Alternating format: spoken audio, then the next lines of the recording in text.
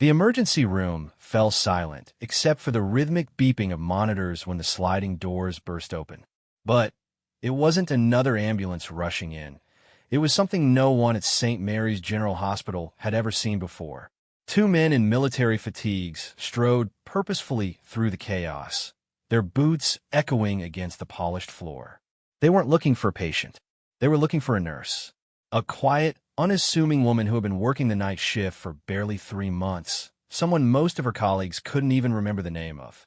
What they didn't know was that this soft-spoken woman with tired eyes and gentle hands held secrets that could shake the very foundation of everything they thought they knew about courage, sacrifice, and the price of serving your country. The fluorescent lights hummed overhead as Sarah Chun adjusted her stethoscope around her neck for what felt like the 100th time that evening. 3 months into her new job at St. Mary's General Hospital, she still felt like an outsider looking in. The other nurses moved with practiced efficiency, their conversations flowing seamlessly from patient updates to weekend plans, while Sarah remained on the periphery, offering polite smiles and quiet nods when acknowledged. "New girls here again," whispered Janet Morrison, a veteran nurse with 25 years under her belt, to her colleague Maria Santos as they prepared medications at the central station. "Still don't know much about her. Keeps to herself, that one." Maria glanced toward Sarah, who was carefully reviewing a patient chart near the windows. "She's competent enough. Never makes mistakes. Always stays late when needed. But you're right. Something about her seems, I don't know, distant. Like she's carrying something heavy." Sarah pretended not to notice their glances. She had grown accustomed to being the subject of curious whispers and sideways looks. It wasn't that her colleagues were unkind. Quite the opposite. They had tried multiple times to include her in their coffee breaks, their after-work gatherings, their casual conversations about families and relationships. But Sarah had perfected the art of polite deflection, always finding a reason to decline, a patient to check on, paperwork to complete. The truth was, Sarah Chin wasn't just any nurse starting fresh in a new city. She was a woman running from a past that refused to stay buried, carrying wounds that went far deeper than anything she treated in the emergency room. Every time someone asked about her background, every innocent question about where she had worked before or why she had moved to this small coastal town, Sarah felt the familiar tightening in her chest. The same sensation she had experienced during those long, sleepless nights in places whose names she wasn't allowed to mention, treating injuries she couldn't discuss, losing people whose sacrifices would never be publicly acknowledged. The emergency department of St. Mary's was a far cry from the field hospitals where Sarah had spent the better part of 5 years. Here, the worst trauma was usually a car accident or a construction injury. There were no incoming mortars, no urgent evacuations under enemy fire, no desperate attempt to save soldiers whose bodies had been shattered by improvised explosive devices. The controlled chaos of a civilian emergency room felt almost peaceful compared to the memories that haunted her sleep. Dr. Richardson, the attending physician, approached her station with a patient chart. "Sarah, we've got a construction worker coming in with a possible fracture. Can you prep room 3? "Of course, Dr. Richardson," Sarah replied, her voice steady and professional as always. She had learned early in her military career to compartmentalize, to function efficiently regardless of what storms were raging beneath the surface. As she prepared the examination room, Sarah's hands moved with the precision and speed that had made her invaluable in forward operating bases across Afghanistan. She could start in 4 in the dark, perform emergency procedures under pressure that would leave experienced doctors trembling, and remain calm in situations that would send most people into panic. But none of her colleagues knew this. To them, she was simply the quiet new nurse who worked efficiently and never caused trouble. The patient arrived 20 minutes later, a burly man in his 40s named Mike Thompson who groaned loudly as the paramedics wheeled him in. "My arm's killing me," he complained, sweat beading on his forehead. "Fell off some scaffolding at the construction site." Sarah immediately assessed his condition with eyes that had seen far worse injuries, but understood that pain was pain, regardless of its context. "We're going to take good care of you, Mr. Thompson," she said, her voice carrying a calm authority that seemed to ease his anxiety. "I need to ask you a few questions about what happened." As she worked through the standard assessment, Sarah noticed something in the man's bearing, a certain way he held himself despite the pain. When she helped him remove his work shirt to examine his arm more thoroughly, her suspicions were confirmed. A faded tattoo on his shoulder displayed the unmistakable symbol of the Marine Corps, along with what appeared to be a unit designation.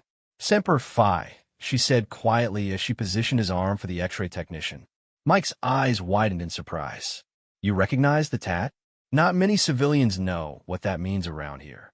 Sarah paused for just a moment, her professional mask slipping slightly. My brother served," she said, the lie coming easily after months of practice. It was simpler than explaining the truth, easier than opening doors she had worked so hard to close. "Good man," Mike nodded approvingly. "What unit?" "He didn't talk about it much," Sarah deflected, focusing intently on preparing his pain medication. This was dangerous territory, the kind of conversation that could lead to questions she wasn't prepared to answer. But Mike was persistent in the way that veterans often were when they sense a connection. "I was with the 2nd Battalion, 7th Marines. Did 2 tours in Afghanistan, 1 in Iraq. Your brother see action overseas." The words hit Sarah like a physical blow. 2nd Battalion, 7th Marines. She remembered them, remembered treating their wounded, remembered the young Marine who had died in her arms during a Taliban attack on their forward operating base, remembered the unit's commanding officer who had personally thanked her for her service before her medical evacuation. "Yes," she managed to say, her voice barely above a whisper. He saw action. Dr. Richardson entered the room at that moment, saving Sarah from further questioning. "What do we have here, Sarah?" "Possible fracture of the left radius and ulna," she reported, her professional demeanor immediately restored. "Patient fell approximately 10 feet onto concrete. He's experiencing significant pain, and there's obvious deformity. I've given him morphine for pain management." As Dr. Richardson examined the patient, Sarah stepped back, grateful for the reprieve, but shaken by the unexpected encounter. She busied herself with updating Mike's chart, but her hands trembled slightly as she wrote, a detail that didn't escape the notice of her colleague Maria, who happened to be passing by the room. The rest of his shift passed without incident. Mike's arm was indeed fractured, requiring surgery that would be performed the following morning. As Sarah prepared him for transfer to the orthopedic ward, he grabbed her hand with his uninjured one. "Thank your brother for his service," he said earnestly, "and thank you for taking such good care of me. You remind me of some of the Navy corpsmen I worked with overseas, real professionals who knew their stuff." Sarah nodded, not trusting herself to speak. After Mike was wheeled away, she retreated to the staff bathroom and locked the door behind her. For the first time in months, the carefully constructed walls she had built around her emotions began to crack. The memories came flooding back with devastating clarity. The taste of dust and diesel fuel in the air. The constant sound of helicopters overhead. The weight of body armor in 100-degree heat. The faces of the soldiers she had treated. Some who had made it home, others who hadn't. The night she had worked for 18 straight hours during a massive casualty event, moving from patient to patient in a blood-soaked tent while mortars exploded in the distance. She had been Lieutenant Sarah Chan then, a Navy nurse attached to a Marine unit, one of the few medical personnel qualified for forward deployment in the most dangerous regions of Afghanistan. She had volunteered for the assignment, believing that her skills could make a difference, that she could help bring America's sons and daughters home safely. What she hadn't anticipated was how much of herself she would leave behind in those dusty mountains and valleys. Sarah splashed cold water on her face and stared at her reflection in the mirror. The woman looking back at her was a stranger, hollow-eyed, prematurely aged by experiences that had no place in a peaceful hospital in coastal Maine. She had once been proud of her service, proud of the lives she had saved and the difference she had made. But that pride had been buried beneath layers of grief, guilt, and trauma that no amount of therapy or medication seemed able to heal. A knock on a bathroom door interrupted her thoughts. "Sarah, you okay in there?" It was Maria's voice, tinged with concern. "Fine. Sarah called back, quickly drying her face. Just needed a moment. When she emerged, Maria was waiting with a cup of coffee and a concerned expression. You looked a little shaken after treating that construction worker. Everything all right? Sarah accepted the coffee gratefully, using the warm mug to steady her hands. He reminded me of someone I used to know, she said, which was true enough without being revealing. Veterans can be tough to treat sometimes, Maria said understandingly. They're used to suffering in silence, don't always want to show weakness. My husband's a vet. Took me years to understand some of the things he went through. Sarah nodded, afraid that her voice might betray her if she tried to respond. She was grateful when Maria didn't press further, simply offering a supportive smile before returning to her duties. The remainder of the night shift passed quietly. Sarah threw herself into her work with renewed intensity, checking on patients, updating charts, and assisting with procedures. Physical activity had always been her way of managing the anxiety and restlessness that came with unwanted memories. During her military service, she had been known for her stamina, her ability to work long hours without complaint, her willingness to take on the most challenging assignments. As dawn broke over the Atlantic Ocean, visible through the hospital's east-facing windows, Sarah finally allowed herself to relax slightly. Day shift would arrive soon, and she would be able to retreat to her small apartment, where she could let down her guard and deal with whatever emotional fallout the night had stirred up. She was updating the patient handoff report when Janet Morrison approached her station. Sarah, you've got a call at the front desk. Someone asking for you specifically. Sarah frowned. She had given the hospital's number to exactly nobody. Her few remaining contacts from her military service had no idea where she was, and she had made no friends or connections since arriving in Maine. Are you sure they asked for me? Positive. Said it was urgent. A chill ran down Sarah's spine as she made her way to the reception desk. The word urgent carried different meanings in different contexts, but in her experience, it was rarely associated with good news. The receptionist handed her the phone with a sympathetic smile. Line 2. Sarah pressed the button with a trembling finger. This is Sarah Chun. Lieutenant Chun? The voice on the other end was unfamiliar, but carried the unmistakable authority of a military officer. This is Commander Phillips from Naval Personnel Command. I need to speak with you about a matter of some urgency. Sarah's blood turned to ice. Naval Personnel Command didn't make social calls, especially not to former officers who had left the service under medical discharge. I'm sorry, Commander, but I think you have the wrong person. I'm not Lieutenant Chun anymore. Ma'am, I understand your circumstances, but we need to discuss a situation that has developed. Is there somewhere private we can talk? Sarah looked around the busy emergency department, her mind racing. Whatever this was about, it couldn't be good. She had spent months trying to disappear, to become invisible, to leave her military life completely behind. The fact that they had found her meant something significant had happened. I'm at work, she said carefully. I can't really talk right now. Ms. Chun, I'm afraid this matter cannot wait. We have a situation developing that requires your immediate attention. Are you familiar with a petty officer Marcus Webb? The name hit Sarah like a physical blow. Marcus Webb, her former patient, a Navy SEAL who had been critically injured during a raid in Kandahar province. She had spent 3 days fighting to keep him alive, working around the clock to stabilize him for medical evacuation. He had been unconscious for most of that time, but during his few lucid moments, he had gripped her hand and made her promise to tell his wife that he loved her. I remember him, Sarah whispered. He's been asking for you, ma'am. Specifically for you. We have a situation, and Petty Officer Webb believes you're the only one who can help.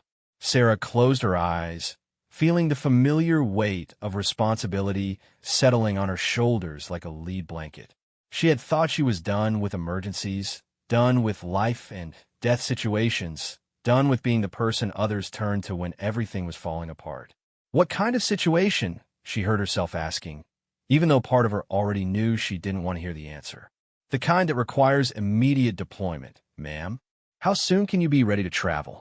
The question hung in the air like smoke from a distant fire, carrying with it the promise of danger, the weight of duty, and The terrifying possibility that Sarah Chin's carefully constructed new life was about to come crashing down around her. Outside the hospital windows, the sunrise painted the sky in shades of orange and pink, beautiful and peaceful. But Sarah barely noticed. Her focus had shifted from the quiet rhythms of civilian nursing to something far more complex and dangerous. The possibility that her past was not only catching up with her, but actively reaching out to pull her back into a world she had fought so hard to escape. As she stood there in the hospital corridor, phone pressed to her ear, Sarah realized that the quiet new nurse nobody noticed was about to become the center of attention in ways she had never imagined and certainly never wanted. The question now wasn't whether she would answer the call. It was whether she was strong enough to survive whatever was waiting for her on the other side of it. Sarah's hands shook as she set down the phone, the weight of Commander Phillips' words settling over her like a familiar but unwelcome embrace. The emergency department continued its normal rhythm around her. Nurses checking on patients, doctors reviewing charts, the soft beeping of monitors. But everything felt different now, as if she were seeing it all from behind a sheet of glass. "Sarah," Janet Morrison's voice cut through her thoughts. "You look like you've seen a ghost. Everything okay?" Sarah managed a weak smile, her mind racing through possibilities and excuses.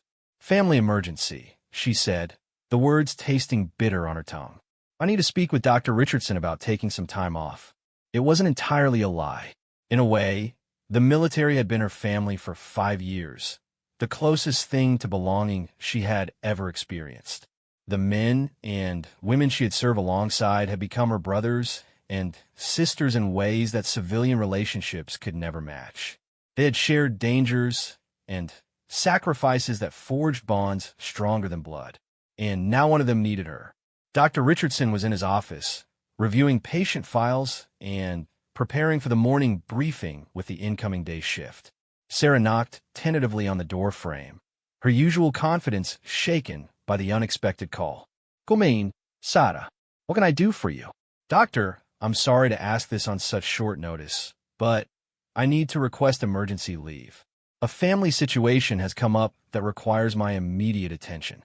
Dr. Richardson looked up from his paperwork, his expression shifting from routine interest to concern. In the 3 months Sarah had worked at St. Mary's, she had never missed a shift, never called in sick, never asked for special accommodations. She was the kind of employee every supervisor appreciated, reliable, competent, and undemanding. "Of course," he said without hesitation. "How much time do you think you'll need?" Sarah hesitated.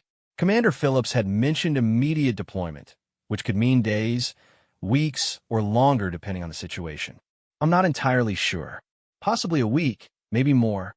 I know this puts you in a difficult position with staffing." "Don't worry about that," Dr. Richardson interrupted. "We'll manage. Is everything all right? You look quite shaken." The kindness in his voice nearly broke through Sarah's carefully maintained composure. Dr. Richardson had been nothing but supportive since her arrival, never pressuring her for personal information, always treating her with respect and professionalism.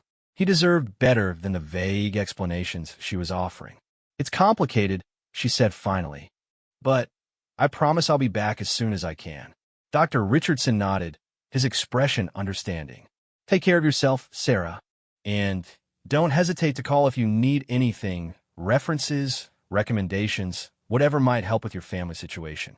Sarah thanked him and made her way back to the nurse's station to collect her personal belongings. As she gathered her stethoscope and the few items she kept in her locker, Maria approached with a concerned expression. "Heard you're dealing with something serious," Maria said softly. "Want to talk about it?" Sarah paused in her packing, touched by the genuine concern in her colleague's voice. Despite her efforts to remain distant, some of the staff had still tried to reach out to include her in their professional family. Now she was leaving them again, just as she had left so many others. "Thank you, Maria. Really, but it's something I have to handle on my own." Maria nodded, though her expression suggested she wasn't entirely satisfied with the explanation. "Well, you know where to find us when you get back. And Sarah, whatever it is, I hope everything works out okay." The drive from the hospital to her apartment passed in a blur of familiar streets and unfamiliar anxiety. Sarah had chosen her small rental specifically because it was unremarkable, a one-bedroom unit in a quiet complex populated mostly by retirees and young professionals who kept to themselves. She had painted the walls neutral colors, furnished it with practical pieces from discount stores, and avoided any decorations or personal touches that might make it feel too much like home. She had learned not to get too attached to places or possessions. Once inside, Sarah stood in the center of her living room and tried to process what was happening. For months, she had been living in a carefully constructed bubble of routine and anonymity. Work, home, grocery shopping, the occasional walk along the beach. A simple life designed to minimize stress and avoid triggers that might bring back unwanted memories. Now that bubble had been shattered by a single phone call. She opened the closet in her bedroom and pushed aside the scrubs and civilian clothes to reveal a military-issue duffel bag she hadn't touched since arriving in Maine. Inside were items she had told herself she would never need again. Combat boots, utility uniforms, tactical gear, and a small wooden box containing her military decorations and medals. At the bottom of the bag, wrapped carefully in an old T-shirt, was the item that had haunted her dreams for months. Her combat medical badge, stained with blood from that terrible night in Kandahar when everything had gone wrong. Sarah sat on the edge of her bed and unwrapped the badge with trembling fingers. The metal was cold against her palm, and for a moment she was transported back to that field hospital, the sounds of incoming wounded filling her ears, the acrid smell of gunpowder and antiseptic burning her nostrils. She had been so young then, so confident in her abilities, so certain that her skills could overcome any challenge. Her phone rang, jarring her back to the present. The caller ID showed a number she didn't recognize, but she suspected she knew who it was. "This is Sarah. Ms. Chun, this is Commander Phillips again. I hope I'm not calling at a bad time." "No, it's fine. I've spoken with my supervisor and can take leave as needed. Can you tell me more about what's happening?" "Ma'am, I need to stress that what I'm about to tell you is classified information. Even though you're no longer active duty, your security clearance was never formally revoked, and this situation falls under your original clearance level." Sarah felt a familiar chill run down her spine. Classified information meant operational security, which meant people were in danger. "I understand, Commander. Go ahead." Petty Officer Webb is currently part of a joint task force operating in an undisclosed location in the Middle East. 3 days ago, his team was conducting a high-priority mission when they came under heavy fire. Webb was critically injured, multiple gunshot wounds, significant blood loss, possible internal injuries. He's been stabilized, but is refusing medical treatment from the field surgical team. Sarah frowned. Marcus Webb refusing medical treatment didn't sound like the soldier she remembered. He had been professional, disciplined, focused on mission completion above all else. Refusing treatment? Why? That's where it gets complicated, ma'am. Webb is claiming that the injuries he sustained are identical to ones he received 2 years ago in Afghanistan. Injuries that you treated. He's insisting that you're the only medical professional he trusts to handle his care. He's become increasingly agitated and uncooperative, and the medical team is concerned that his refusal to accept treatment could result in permanent disability or death. The pieces began to fall into place in Sarah's mind.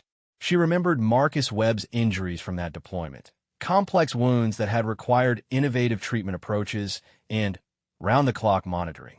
He had been conscious during much of his treatment, and they had talked extensively about his fears, his family, his determination to return to active duty.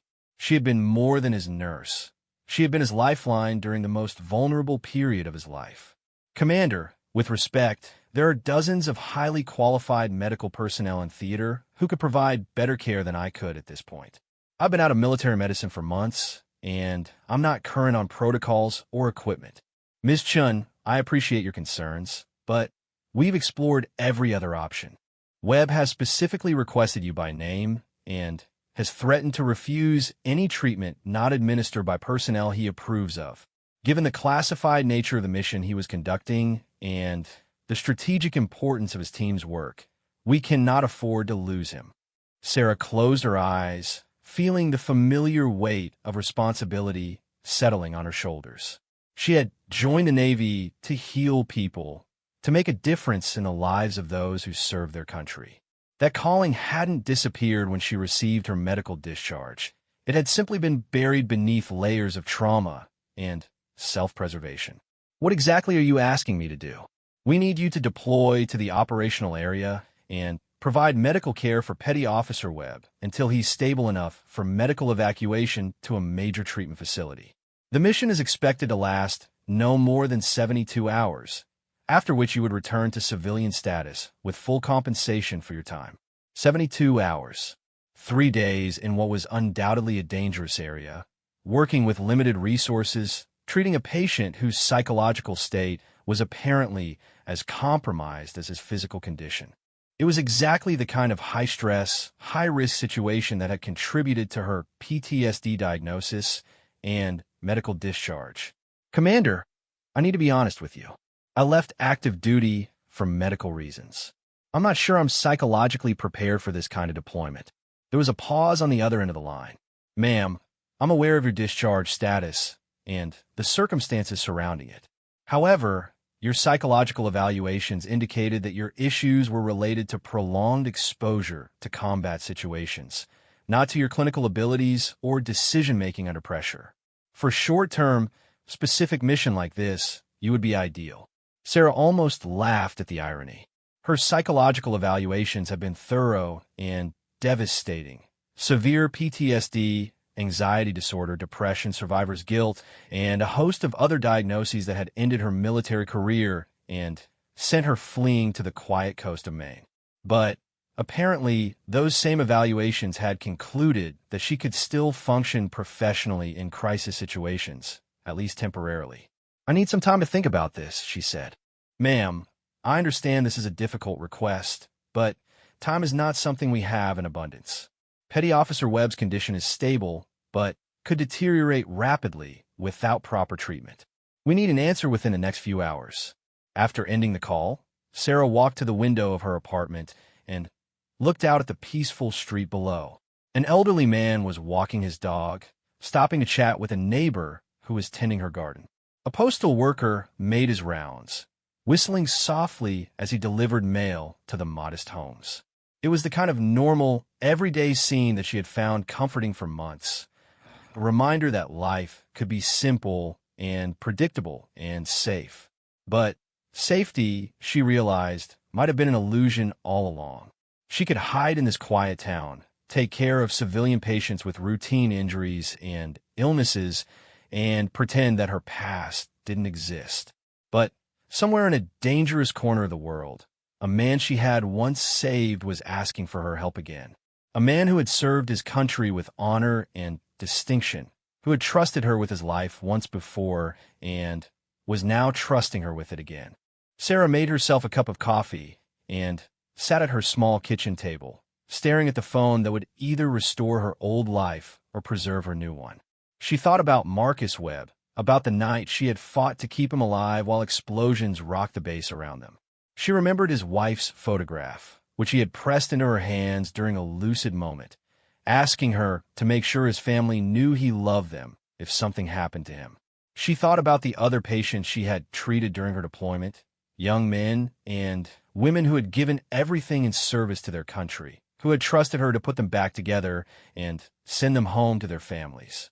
She thought about the ones she hadn't been able to save, the faces that still haunted her dreams, and the guilt that gnawed at her consciousness during the long, sleepless nights. But she also thought about her colleagues at St. Mary's, who had shown her kindness and acceptance despite her reserve and secrecy. She thought about Dr. Richardson's understanding smile, Maria's concerned questions, even Janet's good-natured gossip. They represented the possibility of a different kind of life, one where she could help people without being constantly reminded of loss and failure, where she could practice medicine in an environment of healing rather than destruction. Her phone buzzed with a text message from an unknown number. Sarah, this is Marcus. I know they called you. I wouldn't ask if there was any other way. Please, I need you. Sarah stared at the message for a long time, her coffee growing cold in her hands. Marcus Webb had somehow gotten access to a communication device despite being a patient in a forward medical facility, which meant his situation was either more flexible than Commander Phillips had indicated or more desperate than she had been told. She typed and deleted several responses, unsure of what to say to a man she barely knew, but who apparently trusted her more than anyone else in his current situation. Finally, she settled on something simple. "I'm considering it. How are you holding up?" The response came back almost immediately. "Been better. Docs here are good, but they don't understand. You were there. You know what it's like." Sarah's hands began to shake again. Marcus was right. She didn't know what it was like. She knew the feeling of being wounded in a place where everything was alien and threatening, where the sounds of helicopters and explosions were constant, where the line between safety and danger was thin and constantly shifting. She knew what it was like to trust your life to someone you had just met, to hope that their skills and dedication would be enough to get you home alive. She also knew what it was like to be the person others depended on for that kind of hope. Over the next hour, Sarah found herself pacing through her apartment, weighing options and consequences. If she agreed to deploy, she would be leaving behind the fragile stability she had worked so hard to build. She would be returning to an environment that had nearly destroyed her, facing situations that could trigger all the psychological issues she had been working to manage. There was no guarantee that she would be able to function effectively under pressure, no assurance that she wouldn't have a breakdown that could endanger both herself and her patient. But if she refused, a man who had served his country with honor might die because of his psychological dependence on her specifically. His team's mission, whatever it was, might be compromised. Other lives might be at risk because one critical team member was not receiving proper medical care. Sarah sat down at her laptop and began researching flights to the East Coast, knowing that whatever decision she made, she would need to act quickly. Commander Phillips would need time to arrange transportation, briefings, and medical equipment. If she was going to do this, she had to commit fully and immediately. As she scrolled through flight schedules, her phone rang again. This time, the caller ID showed her parents' number in California. Sarah hesitated before answering, knowing that her mother's intuitive ability to sense trouble from 3,000 miles away was uncannily accurate. Mom. "Sarah, honey, I was just thinking about you. How are things at the new job?" Sarah closed her eyes, hearing the warmth and concern in her mother's voice. Her parents had been supportive throughout her military service and her subsequent struggles with PTSD, but they had also been relieved when she finally settled into civilian life. They had visited once since she moved to Maine, and her mother had commented on how much more relaxed and peaceful Sarah seemed. "Things are good, Mom. I actually might need to travel for work in the next day or two. Some kind of training opportunity that came up." It was another lie in a day that was becoming full of them. But Sarah couldn't bring herself to tell her parents that she was considering returning, even temporarily, to the world that had broken her. "That sounds wonderful, dear. I'm so glad you're finding opportunities to advance your career. Your father and I are so proud of how far you've come." After ending the call with her parents, Sarah sat in her quiet apartment and contemplated the two paths stretching out before her. One led back to safety, routine, and the slow healing she had been working toward for months. The other led back into danger, uncertainty, and the possibility that she might not emerge intact. But as she thought about Marcus Webb's message, about his trust in her, his need for someone who understood what he had been through, Sarah realized that perhaps true healing didn't come from running away from the things that had wounded you. Perhaps it came from facing them again, on your own terms, with the wisdom and strength you had gained from surviving them the first time.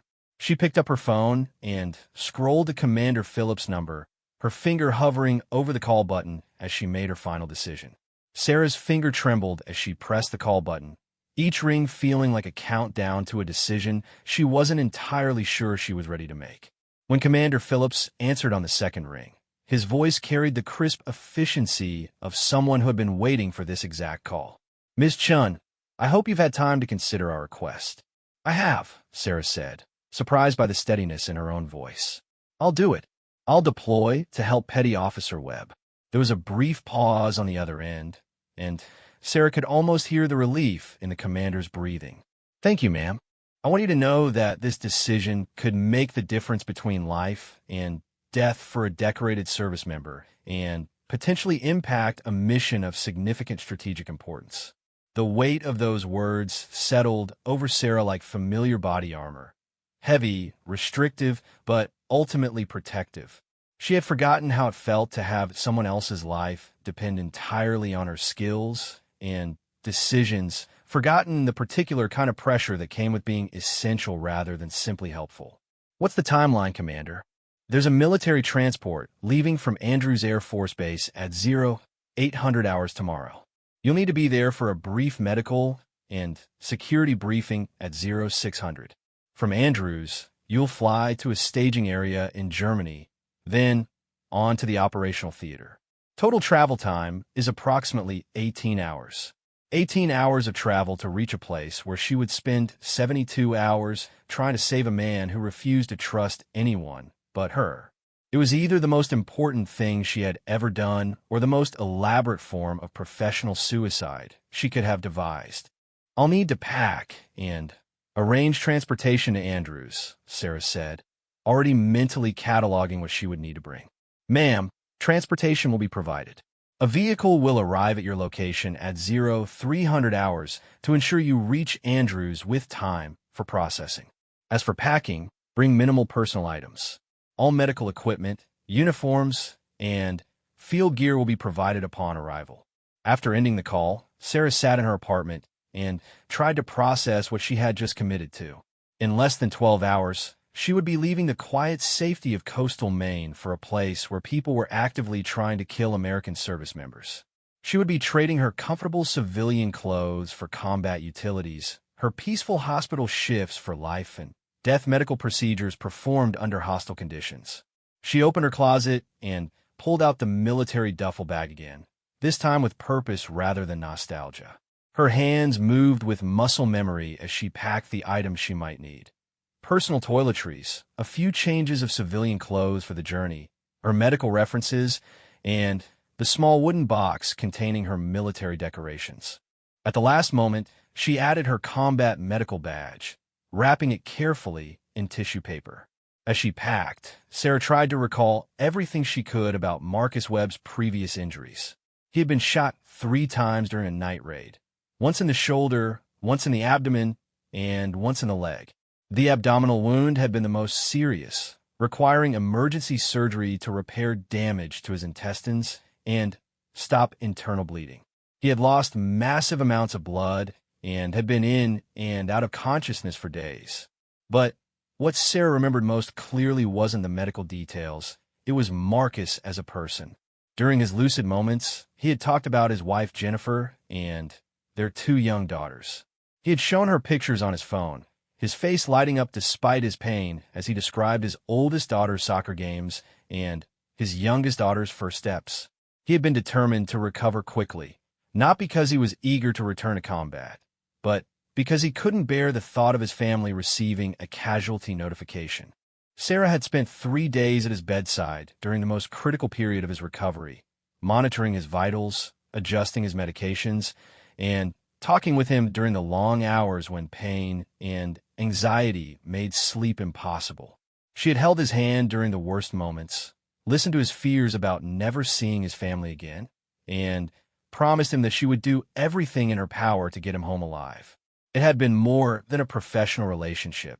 It had been a bond forged in the crucible of shared trauma and mutual dependence. Marcus had trusted her with his life, and she had accepted that trust as a sacred responsibility. When he was finally stable enough for medical evacuation, he had gripped her hand one final time and said, "If I ever need fixing again, I hope you're the one doing it." Now, 2 years later, he was calling in that promise. Sarah spent the evening taking care of practical matters, paying bills, preparing her apartment for an extended absence, and sending careful emails to her parents and a few civilian friends explaining that she would be traveling for work and might be out of communication for several days. She avoided specifics, but tried to strike a tone that was reassuring without being dishonest. She also called Dr. Richardson at home, feeling guilty about the short notice, but knowing he deserved more explanation than she had been able to provide that morning. "Sarah, how are you holding up?" His voice was warm with genuine concern. "I'm managing, thank you. I want to call and explain a little more about my situation. It's not exactly a family emergency in the traditional sense, but it involves someone I served with in the military who specifically requested my help with a medical situation." There was a pause on Dr. Richardson's end.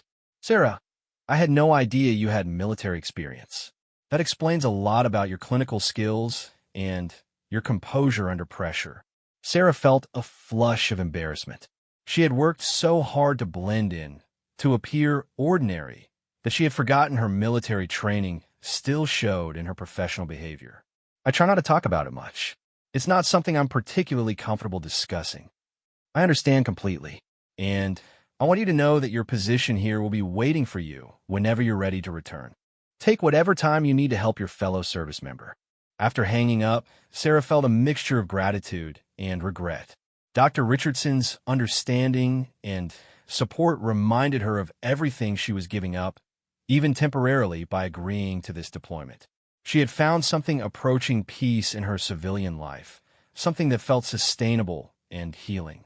But as she lay in bed that night, trying unsuccessfully to sleep, Sarah found herself thinking about duty and purpose in ways she hadn't for months. Her entire adult life had been defined by service to others, first through her nursing education, then through her military deployment, and most recently through her civilian hospital work. The common thread was her ability to heal, to help, to make a difference in the lives of people who needed her skills and dedication. Marcus Webb needed her in a way that was both specific and desperate. His refusal to accept treatment from other qualified medical personnel wasn't rational, but trauma rarely was. Sarah understood better than most how the mind could fixate on particular people or circumstances as essential for survival. If her presence was what it took to get Marcus to accept life-saving treatment, then her temporary discomfort was a small price to pay. At 0250 hours, Sarah was waiting by her apartment window with her duffel bag when a black sedan pulled into the parking lot. The driver was a young Marine in dress blue uniform who introduced himself as Lance Corporal Martinez. "Ma'am, I'm here to transport you to Andrews Air Force Base. Are you ready to depart?" "Ready as I'll ever be," Sarah said, shouldering her bag and taking one last look at the quiet street where she had found temporary refuge. The drive to Andrews took just over an hour, most of it in companionable silence. Lance Corporal Martinez seemed to understand that Sarah was processing something significant and didn't press for conversation. As they drove through the pre-dawn darkness, Sarah watched the familiar landscape of New England give way to the urban sprawl of the Washington metropolitan area. Andrews Air Force Base was a hive of activity even at the early hour. Military aircraft came and went with the steady rhythm of a major operational hub, their engines creating a constant low rumble that Sarah remembered from her previous deployments. Lance Corporal Martinez escorted her to a nondescript building where she was met by a Navy lieutenant who introduced herself as the briefing officer. "Ms. Chun, welcome back to active status, even if it's temporary. I know this situation is unusual, and I want to assure you that every precaution has been taken to ensure your safety and the success of the mission." The briefing room was sterile and functional, with maps and charts covering the walls and a conference table surrounded by chairs. Sarah took a seat and prepared to learn exactly what she had gotten herself into. "The operational area is a forward operating base in eastern Syria," the lieutenant began, pointing to a location on the map. "Coalition forces have established a temporary medical facility there to support ongoing operations against remaining insurgent groups." Petty Officer Webb's team was conducting a reconnaissance mission when they encountered heavy resistance. Sarah studied the map, noting the proximity to known hostile areas and the remoteness of the base from major population centers. It was exactly the kind of location where medical evacuation could be complicated by weather, enemy activity, or logistical challenges. What's Webb's current medical status? Stable, but critical. He took 3 rounds shoulder, abdomen, and thigh. The wounds are similar in location and severity to his previous injuries from Afghanistan, which appears to be contributing to his psychological fixation on your involvement in his care. The lieutenant handed Sarah a medical file containing Webb's current treatment records and diagnostic images. As she reviewed the information, Sarah felt her clinical mind engaging with the familiar challenge of complex trauma care. The injuries were serious, but manageable with proper treatment and surgical intervention. The real challenge would be Webb's mental state and his apparent refusal to cooperate with the medical team. Has he been evaluated by a psychiatrist or psychologist? Briefly, but he refused to engage meaningfully with mental health personnel. He's lucid and oriented, but fixated on the idea that only you can properly treat his injuries. The medical team is concerned that his stress level and refusal of certain procedures could complicate his recovery. Sarah nodded, understanding the complexity of the situation. Military medicine often involved treating not just physical injuries, but the psychological trauma that accompanied them. Webb's fixation on her wasn't unusual in itself. Patients often develop strong attachments to caregivers who had helped them through life-threatening situations. What was unusual was his willingness to jeopardize his own recovery to maintain that attachment. What's the plan for my deployment? You'll fly directly to the forward operating base and assume primary nursing responsibility for Petty Officer Webb under the supervision of the Chief Medical Officer there. The goal is to stabilize him sufficiently for medical evacuation to Ramstein Air Base in Germany, where he can receive definitive surgical care.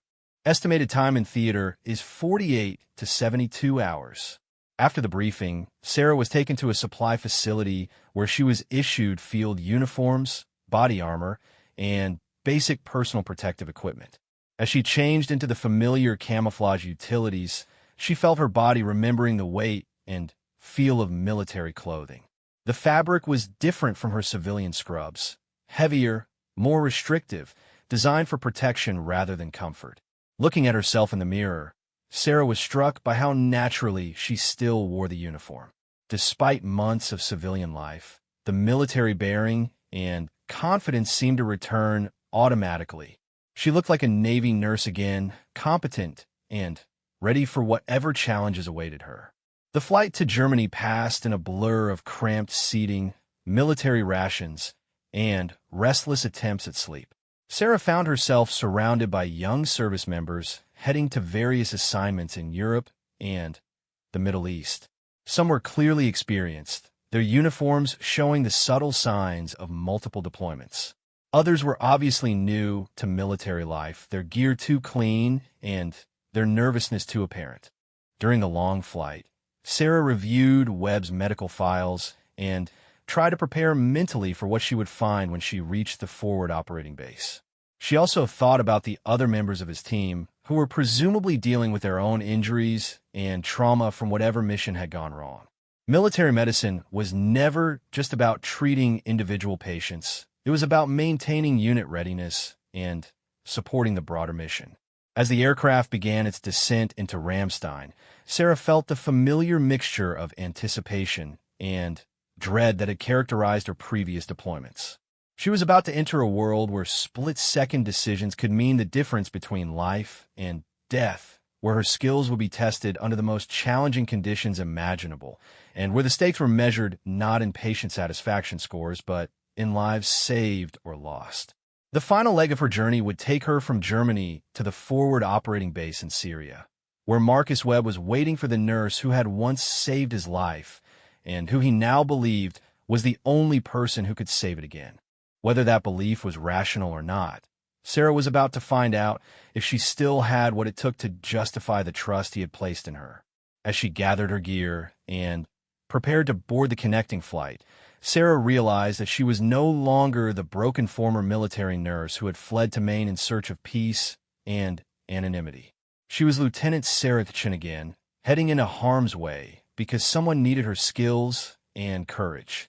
The question now was whether the person she had become in civilian life could successfully merge with the person she had been in uniform, or whether the attempt would destroy both versions of herself. The helicopter's rotor wash kicked up clouds of dust and debris as it touched down on the landing pad of Forward Operating Base Sentinel, somewhere in the vast expanse of eastern Syria. Sarah gripped her medical bag tightly, her body automatically adjusting to the familiar rhythm of military transportation as the crew chief signaled for passengers to disembark quickly. The forward operating base was smaller than the facilities Sarah remembered from Afghanistan, but it carried the same unmistakable atmosphere of controlled tension that characterized all military installations in hostile territory.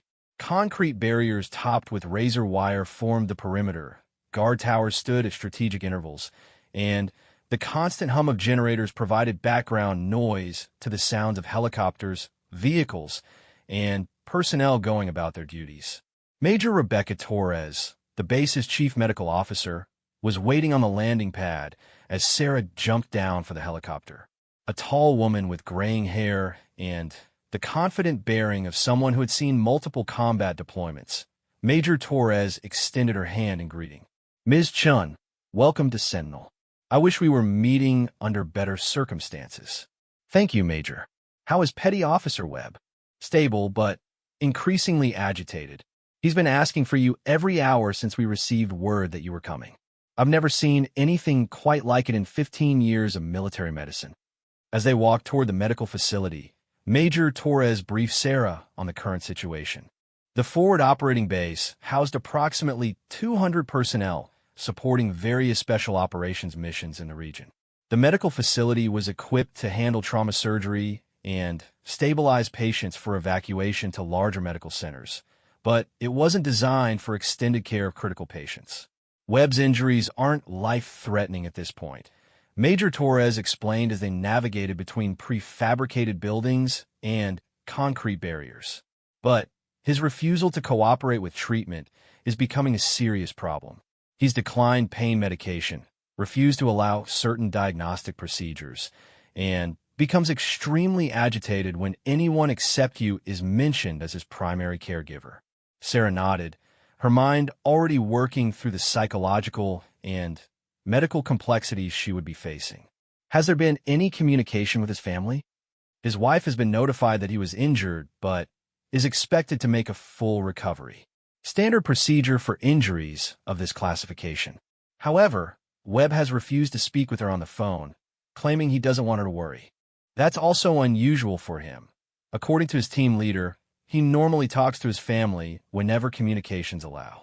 The medical facility was a collection of connected modules that had been designed for rapid deployment and maximum functionality. Inside, it looked much like the field hospitals Sarah remembered from her previous deployment.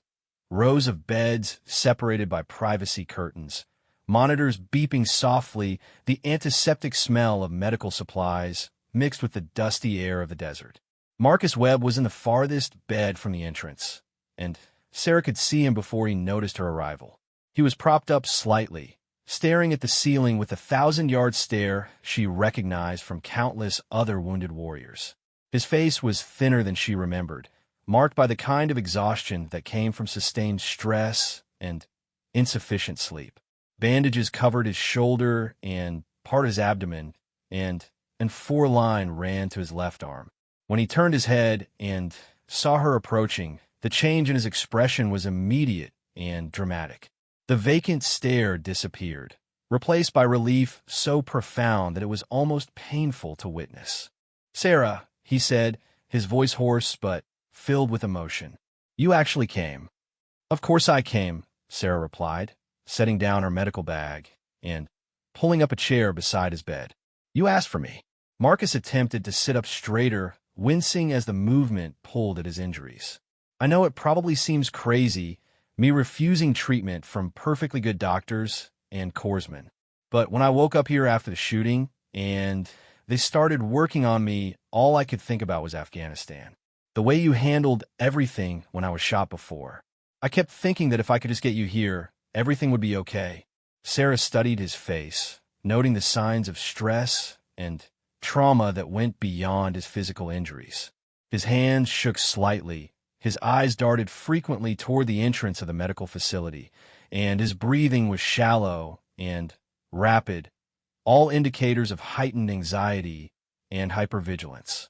Marcus, I need you to understand something. The medical team here is excellent. Major Torres is a skilled surgeon, and the corpsmen are highly trained. They can provide better care than I can with the resources available here. I know that, Marcus said, his voice taking on an edge of desperation. Logically, I know that. But logic doesn't have anything to do with what's going on in my head right now.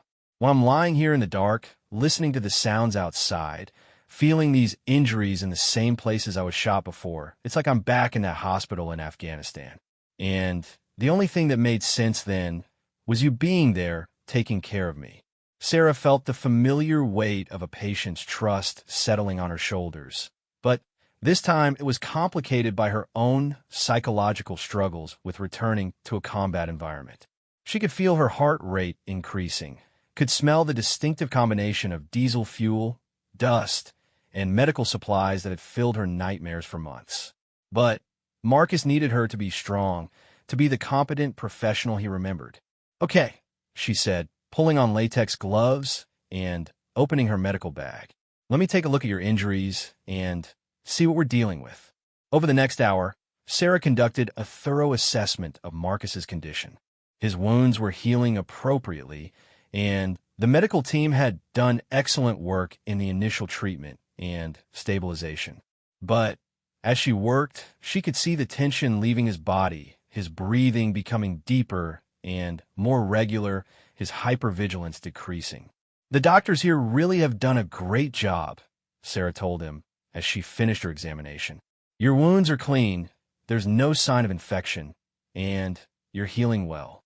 But I'm concerned about your refusal of pain medication and some of the diagnostic procedures." Marcus looked away from her, his jaw tightening. "The pain medication makes me fuzzy, and I need to stay alert.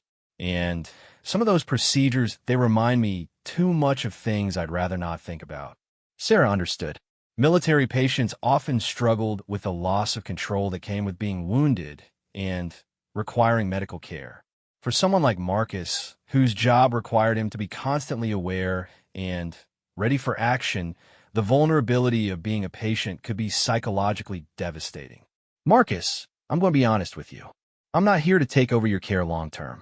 I'm here to help you get comfortable enough with the medical team to accept the treatment you need for a full recovery. My goal is to get you stabilized and ready for evacuation to Germany, where you can receive definitive surgical care." "I understand," Marcus said, though his expression suggested he wasn't entirely comfortable with that plan. "But for now, you're here, and that makes all the difference." That evening, as Sarah settled into temporary quarters that had been arranged for her, she found herself struggling with the familiar sounds and smells of a forward operating base. The distant sound of helicopters, the rumble of generators, the occasional crack of small arms fire from training exercises. All of it brought back memories she had worked hard to suppress. Major Torres found her in the small dining facility, picking at a meal of military rations and trying to process the day's events. "How did it go with Webb?" the major asked, sitting down across from Sarah with her own tray. "Better than I expected, in some ways. His physical condition is good, thanks to the excellent work your team has done, but his psychological state is more complicated. He's exhibiting signs of severe anxiety and PTSD, probably triggered by the similarity between his current injuries and his previous ones." Major Torres nodded thoughtfully. "That's consistent with what we've observed. He's been hypervigilant, jumpy at sudden sounds, and reluctant to sleep for more than short periods. His team leader mentioned that he's been under a lot of stress lately, multiple deployments, difficult family situations, mission pressures." Sarah felt a chill of recognition. The symptoms Major Torres was describing sounded eerily familiar. They were similar to the ones that had led to her own medical discharge. Marcus was walking the same dangerous path she had traveled, and she was perhaps uniquely qualified to help him navigate it. "Major, I'd like to review his complete military medical records, if possible." I think his current psychological state may be connected to broader issues that haven't been fully addressed. Of course, I'll have everything pulled and sent to your quarters tonight." Later, alone in her temporary room, Sarah spread Marcus's military medical records across her small desk and began to piece together a picture of a soldier who had given everything to his country and was now paying the price. Multiple deployments to Iraq and Afghanistan, numerous commendations for valor under fire, several previous injuries, and rapid returns to duty. It was the classic profile of a warrior who had never given himself time to process the psychological toll of his service. As she read through the records, Sarah found herself thinking about her own journey from dedicated military nurse to broken veteran struggling with PTSD. She had been fortunate to receive treatment and support that had helped her begin the process of healing, even if that healing had required leaving military service behind. Marcus was still fighting the same battle she had faced, but he was trying to do it while remaining on active duty in one of the most demanding roles in the military. The next morning brought Sarah back to Marcus's bedside, where she found him sitting up and looking more alert than he had the previous day. His color was better, and he seemed less agitated, though she could still see the underlying tension in his posture and movements. "How are you feeling today?" she asked, checking his vital signs and examining his wounds. "Better," Marcus said, and Sarah could tell he meant it. "I actually slept for a few hours last night. First real sleep I've had since the shooting." "That's good. Sleep is essential for healing." Sarah finished her examination and sat down in the chair beside his bed. "Marcus, I want to talk to you about something, and I need you to listen carefully." His expression became wary, but he nodded for her to continue. "I think what you're experiencing goes beyond just anxiety about your current injuries. I think you're dealing with cumulative psychological trauma from multiple deployments and combat experiences. It's something that affects a lot of service members, and it's nothing to be ashamed of." Marcus's jaw tightened, and Sarah could see him preparing to deny what she was saying. It was a response she had seen countless times. The military culture of toughness and self-reliance made it difficult for warriors to acknowledge psychological wounds. "Marcus, I'm not saying this as someone who read about it in a textbook. I'm saying it as someone who went through it myself." The admission hung in the air between them, and Sarah felt exposed in a way she hadn't since her therapy sessions during her medical discharge process. She had never told any of her civilian colleagues about her PTSD diagnosis, had never admitted to anyone outside her immediate family and medical team that her military career had ended because she couldn't handle the psychological pressure anymore. Marcus stared at her for a long moment, processing what she had said. But you seemed so strong, so in control when you were treating me in Afghanistan." "I was strong and in control then," Sarah said. "But strength and control can only carry you so far when you're dealing with the kind of trauma we see in combat medicine. Eventually, the accumulated stress and grief and guilt become too much to bear alone." She told him about her own struggles, about the nights when she couldn't sleep because of nightmares, about the anxiety attacks that had begun to interfere with her ability to function, about the depression that had made it difficult to find joy or purpose in anything. She told him about the decision to leave military service, about the months of therapy and medication, about the long journey towards something resembling psychological health. "The point is," she concluded, "what you're experiencing doesn't mean you're weak or broken. It means you're human, and there's help available if you're willing to accept it." Marcus was quiet for a long time, staring out the small window of the medical facility at the activity of the forward operating base beyond. When he finally spoke, his voice was barely above a whisper. "My wife has been asking questions about why I've been so different lately. More distant, more irritable. I keep telling her it's just the stress of deployment, but I think she knows it's more than that." Sarah nodded encouragingly. "Families often see the signs before we're willing to admit them to ourselves. What kinds of things have you been experiencing?" Over the next hour, Marcus opened up about symptoms that Sarah recognized from her own experience and from the experiences of countless other veterans. nightmares, hypervigilance, emotional numbness, difficulty connecting with his family, survivor's guilt over teammates who hadn't made it home.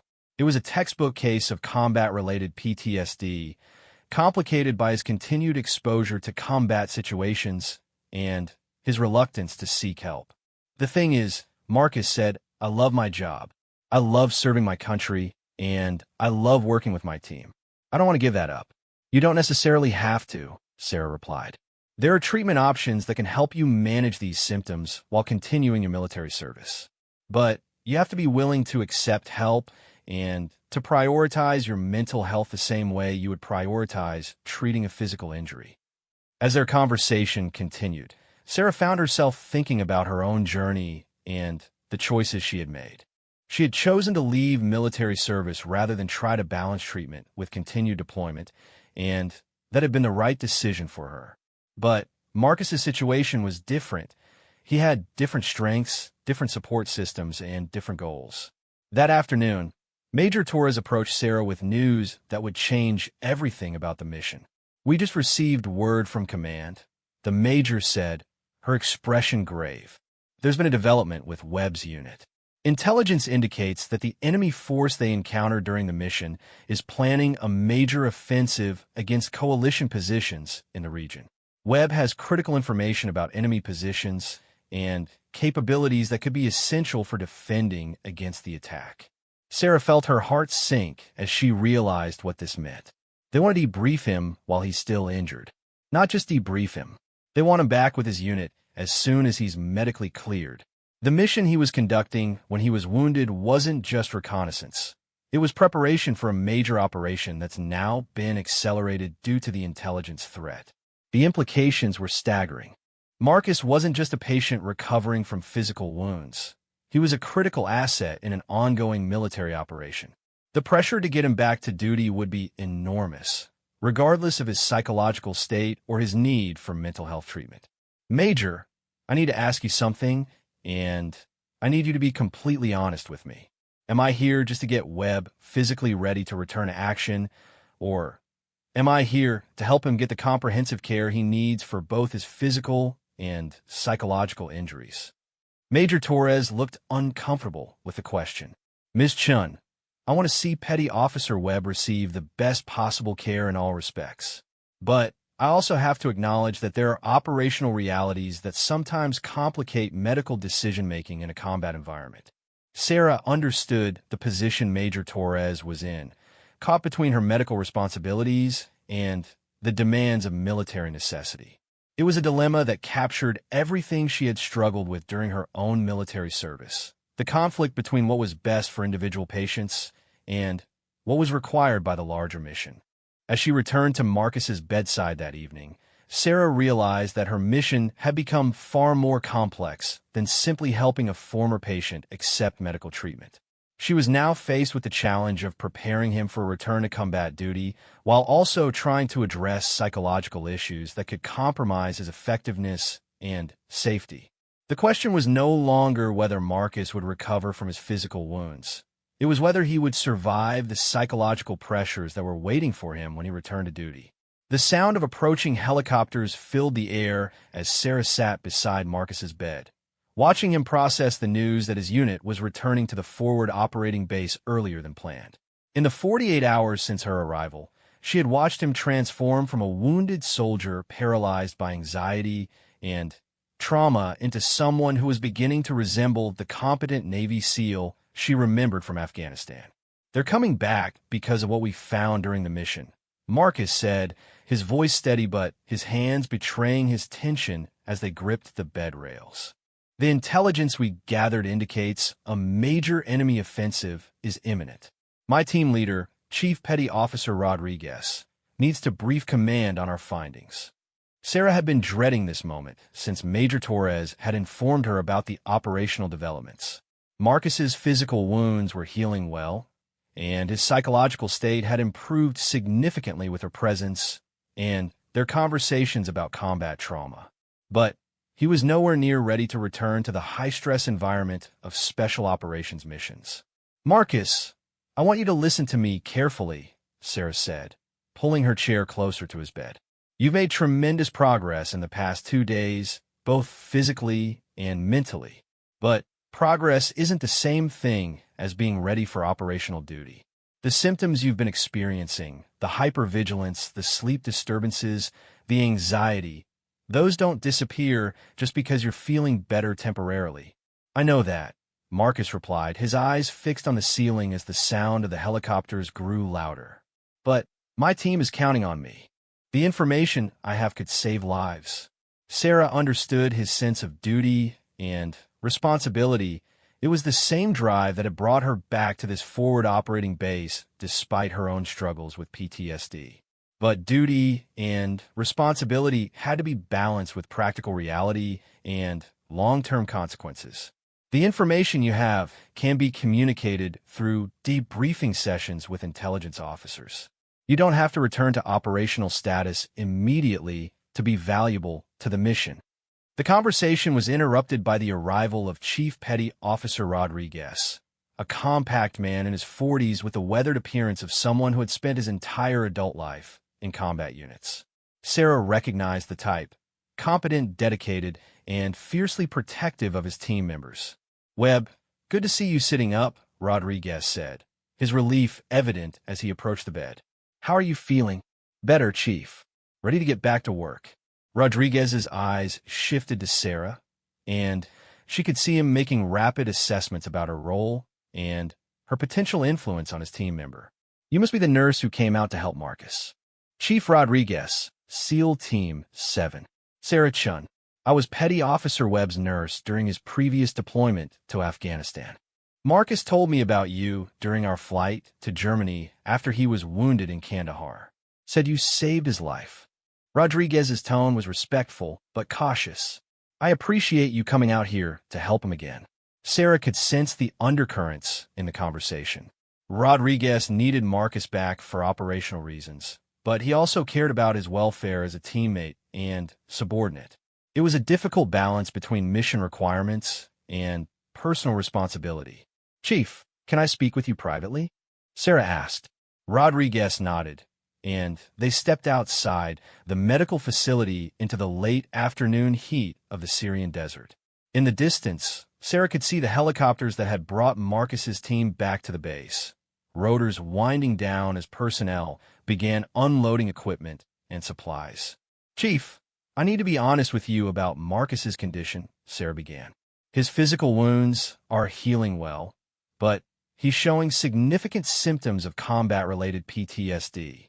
The trauma of his current injuries, combined with the cumulative stress of multiple deployments, has created a psychological situation that needs to be addressed before he returns to operational duty." Rodriguez's expression became guarded. "What kind of symptoms are we talking about?" "Hypervigilance, sleep disturbances, anxiety, emotional dysregulation. The kinds of things that could compromise judgment and reaction time in high-stress situations." Rodriguez was quiet for a long moment, staring out at the activity of the forward operating base. Sarah could see him wrestling with competing priorities, his concern for Marcus as a person versus his need for him as an operational asset. "Ms. Chun, I appreciate your professional assessment, and I understand your concerns. But we're facing a situation where Marcus's knowledge and skills could be critical to mission success and the safety of other service members. Sometimes in this business, we have to accept calculated risks." Sarah felt a familiar frustration rising in her chest. It was the same institutional pressure that had contributed to her own breakdown. The constant prioritization of mission requirements over individual welfare, the expectation that service members could indefinitely absorb psychological trauma without consequences. "Chief, with respect, this isn't a calculated risk. This is sending a psychologically compromised operator back into combat where his condition could endanger not just himself, but his teammates as well." Rodriguez's expression hardened slightly. "Are you saying Marcus is unfit for duty?" The question hung in the air between them, loaded with implications that Sarah understood all too well. If she declared Marcus unfit for duty, it could effectively end his military career. But if she cleared him for operational status, and he suffered a breakdown in combat, the consequences could be catastrophic. Before Sarah could respond, Major Torres approached them with a grave expression. "Chief Rodriguez, Miss Chun, I need to speak with both of you immediately." They followed her into her office, where she closed the door and turned to face them with obvious concern. "We've just received updated intelligence about the enemy offensive that Marcus's team discovered. The timeline has been moved up significantly. Coalition forces need to begin defensive preparations immediately." Rodriguez leaned forward in his chair. "How immediately?" "Tomorrow morning. Marcus's debriefing is critical to understanding enemy positions and capabilities. After that, his team will be tasked with a reconnaissance mission to confirm current enemy locations and provide real-time intelligence for the defensive operation." Sarah felt her heart sink. The pressure to return Marcus to duty had just intensified dramatically, and the timeline for any meaningful psychological intervention had effectively disappeared. "Major, I need to formally recommend that Petty Officer Webb be evaluated by a psychiatrist before being cleared for operational duty," Sarah said. "His psychological state presents significant risks that need to be professionally assessed." "I understand your concerns," Major Torres replied, "but we don't have a psychiatrist available at this location, and there's no time to evacuate him for evaluation before this mission begins." Rodriguez stood up from his chair, his decision apparently made. "Major, I'll take responsibility for Webb's operational readiness. I've known him for 3 years, and I trust my assessment of his capabilities." Sarah realized that she was losing the battle to protect Marcus from being pushed back into combat before he was psychologically ready. The institutional momentum was too strong, the mission requirements too urgent, and her role too limited to override operational decisions. That evening, she returned to Marcus's bedside to find him reviewing mission materials and discussing tactics with other members of his team. The transformation was remarkable. He appeared focused, competent, and ready for action. To anyone who didn't know what to look for, he would seem completely recovered. But Sarah could see the subtle signs that indicated otherwise. The slight tremor in his hands when he thought no one was looking. The way his eyes darted toward every sound from outside the medical facility. The forced quality of his interactions with his teammates, as if he were performing the role of the competent operator rather than naturally inhabiting it. "Marcus," she said after his teammates had left, "we need to talk about what's happening tomorrow." "I know what you're going to say," he replied, not meeting her eyes. "And I appreciate everything you've done for me. Having you here has made all the difference. But I have a job to do." "Marcus, the job will still be there after you get proper treatment for what you're going through. The military needs healthy operators, not ones who are pushing through psychological trauma." Marcus finally looked directly at her, and she could see the pain behind his forced composure. "Sarah, you don't understand. This team, this mission, it's all I have left. My marriage is falling apart because I can't connect with my family anymore. My kids barely know me because I'm always deployed. If I lose this, if I can't do this job anymore, I don't know who I am." Sarah felt her heart break for him. It was a sentiment she understood completely. The way military identity could become so central to a person's sense of self that any threat to that identity felt existential. She had struggled with similar feelings when she left active duty, even though she knew it was necessary for her recovery. "Marcus, you're more than your job. You're a husband and father, a friend and teammate. Those identities don't disappear if you take time to address your psychological health." "Easy for you to say," Marcus replied, his voice taking on an edge. "You left. You found something else. But this is all I know how to do, and I'm good at it." The accusation stung because it contained a kernel of truth. Sarah had left military service, had found a new life in civilian medicine, had the luxury of stepping away from the institutional pressures that Marcus was facing. But she had also paid a price for that choice. Months of therapy, career disruption, and the ongoing struggle to rebuild her identity outside the military context. "You're right," she said finally. "I did leave, and maybe that makes me a hypocrite for telling you what you should do. But I left because I recognized that I couldn't continue to function effectively in a combat environment. And I'm concerned that you're facing the same situation. Marcus was quiet for a long